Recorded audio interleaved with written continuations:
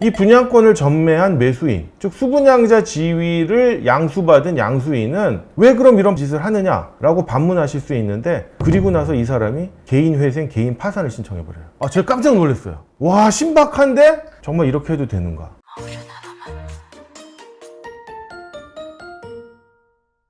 안녕하세요. 신탁의 신 오상민 변호사입니다. 이번 영상은요, 최근에 유행하고 있는 신박한 분양계약 해제 사례, 그런데 절대로 신박하지 않다라는 점을 설명드리겠습니다. 최근에 제가 거래를 하고 있는 몇몇 부동산 신탁회사에서 상담이 왔습니다. 수분양자들이 분양계약을 해제, 정확히는 분양계약에서 벗어나고 있는데 이게 법적으로 문제가 있는 것 같아서 대응책을 마련하겠다라고 해서 저에게 상담이 온 케이스입니다. 어떤 케이스인가 하고 제가 살펴보니까요, 수분양자들이 분양계약을 체결했는데 중도금까지 납부를 했어요.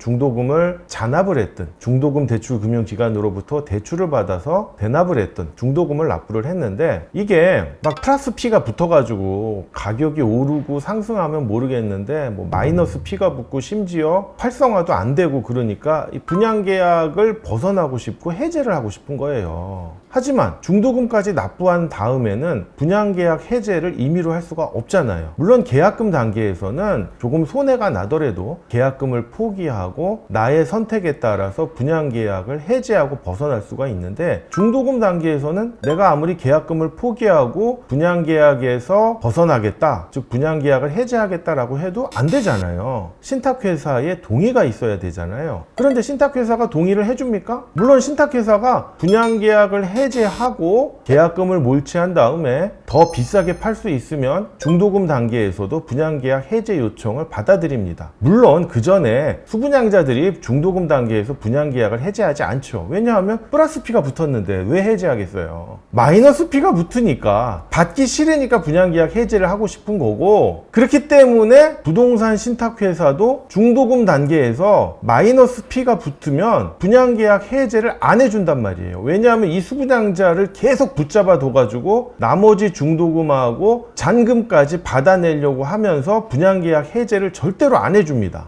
서로 이해관계가 다 이렇게 상충하는 거예요. 그러다 보니까 이 수분양자들이 이 분양계약에서 벗어나는 방법으로 최근에 이러한 방법이 유행하고 있다고 합니다. 여러분, 분양받은 목적물이 잔금을 지급하기 전에 분양권 전매가 되는 목적물인 경우에요, 권리의무 승계계약을 통해 가지고 수분양자 지위를 새로운 수분양자한테 넘길 수 있잖아요. 물론 그 과정에서 부동산 신탁회사의 동의를 받아야 되는데, 특별한 사정이 없는 한 이와 같은 분양권 전매, 즉 수분양자 지위 양도에 대해 신탁회사들이 거의 대부분 동의를 해줍니다. 그런데 이게 뭐가 문제냐? 라고 생각하실 수 있는데, 다음과 같이 신박한 사례들이 발견이 되고 있어요. 어떤 사람이요, 이 분양계약을 해제하고 싶은 수분양자들한테 찾아가서, 여러분, 이 분양권을 저에게 전매하세요. 그리고 수분양자 지위를 양도하세요. 그러니까 이 분양계약을 해제하고 싶은 수분양자들은 얼마나 귀가 번쩍 트이겠어요. 이야, 진짜요? 이 분양권을 전매해 주시겠어요? 그런데 단 조건이 있죠. 이분이 분양권을 전매하는데 플러스 P를 주는 게 아니라 마이너스 P로 거래를 하는 거예요.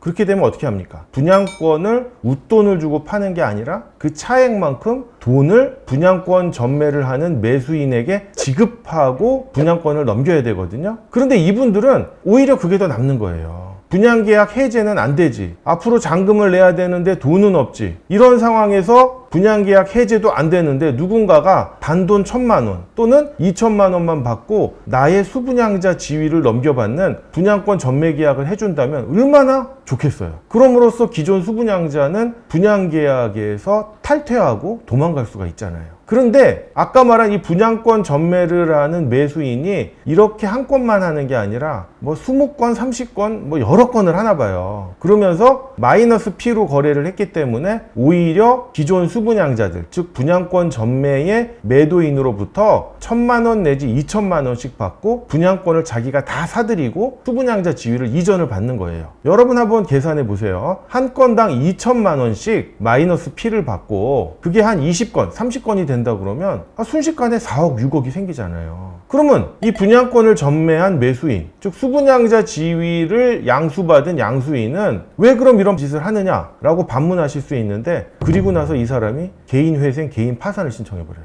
제가 깜짝 놀랐어요. 와, 신박한데? 정말 이렇게 해도 되는가? 이 신탁회사에서 지금 난리가 났더라고요. 어떤 사람들이 나 인생 망해도 좋다. 나 잠깐 동안이지만 몇 억씩 땡기겠다. 이런 사람들이 있대요. 그래가지고는 이 악성 사업장에 가서 수분양자들 만나서 수분양자 지위를 뭐 20건, 30건이 아니라 뭐 50건, 100건씩 양수도를 받는 거예요. 그리고는 마이너스 피해에 따른 차액으로 뭐 1,000만 원에서 2,000만 원씩 받는 거예요. 제가 이거를 상담을 하면서 검토를 했더니 첫 번째, 형사적인 문제가 있어요. 이게 파산법상 사기 파산죄에 해당될 가능성이 높아요. 그렇기 때문에 부동산 신탁회사에서요, 분양권 전매를 한 매수인을 사기 파산죄로 고소를 했고요. 분양권을 매도한 기존 수분양자들은 사기 파산죄의 공범 내지는 방조범으로 함께 고소를 했습니다. 두 번째로는요, 민사적인 문제가 있어요. 이게 진정한 분양권 전매 계약이냐, 분양권 전매에 무효, 취소, 해제 사유가 있다라고 해가지고 신탁회사가 새로운 수분양자와 기존 수분양자를 상대로 분양권 전매 계약의 무효, 취소, 해제 확인을 구하는 소송을 추가로 진행하고 있습니다. 그 다음 사후적인 대책인데요. 부동산 신탁회사가 분양권 전매를 할 때 기존 수분양자랑 새로운 수분양자한테 각각 확약서를 받고 있습니다. 확약서 내용은요, 첫 번째, 개인 파산이나 개인 회생을 하지 않는다. 두 번째, 개인 파산이나 개인 회생을 하면 분양권 전매 계약이 무효, 취소, 해제되어서 종전 수분양자한테 다시 분양계약이 원복한다. 세 번째, 분양권 전매로 인하여 사기 파산죄 등의 문제가 발생할 경우 민형사상 일체의 책임을 부담한다 라는 확약서를 받고 있습니다. 그리고 기존의 분양권 전매 계약서 또는 권리 의무 승계 계약란에 당구장 표시를 해가지고요,